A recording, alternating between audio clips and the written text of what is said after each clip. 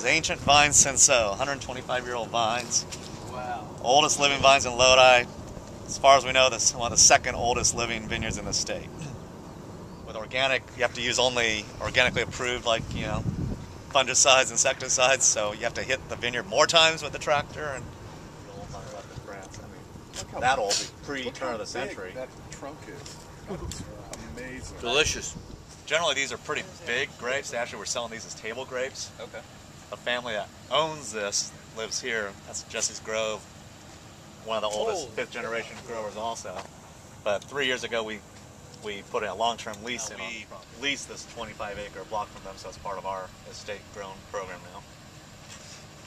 After the leaves fall off, then you come back and you're pretty much cutting down to 2 buds right about there. Okay. Leaving maybe 2 per strip. It's hard to get a dark color out of Cinsault. It's usually a fairly light color grape. It makes a beautiful rosé, as they do in France, you know. People just don't go out and buy Cinsault.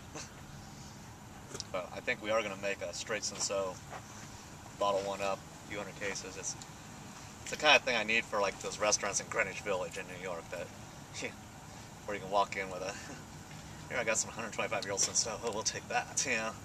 Those same esoteric types that need something weird and different.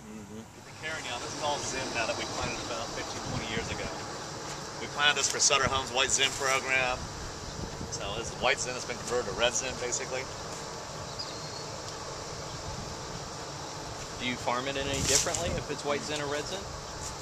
Yeah, you cut the yield in half. That's the question as far as like White Zin versus Red Zin. You know, the White Zin, who actually started that whole White Zin thing? I mean, Well, there are guys making Zin Rosé, but the real White Zin was, Trinchero family, Sutter Home, supposedly had a stuck fermentation or something. Yeah. Pressed it off and it came out pink and sweet.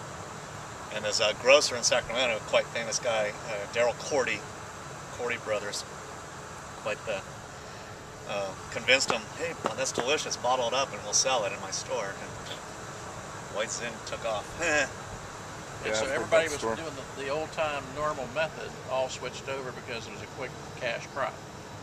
Yeah, I mean, the Zins people were tearing them out left and right. The old vine Zins are being torn out. Gallo was telling people, plant French Colombar, we need that. Stupid stuff. So now so I always thank the Trincheros in Sutter Home for saving the old vines, because, unfortunately we had old vine Carrigans and we were selling them for $250 a ton to Gallo. My neighbors next door, cousins next door, had old vine Zin, part of the original homestead, because we inherited the Carrigans, they got the Zins. And they were only getting like $150 a ton for their Zins, and all of a sudden White Zin hit and they got $1,000 a ton. They all got brand new pickups that year. And of course no one pulled out any more Zins after that. Your test is, okay. What is this?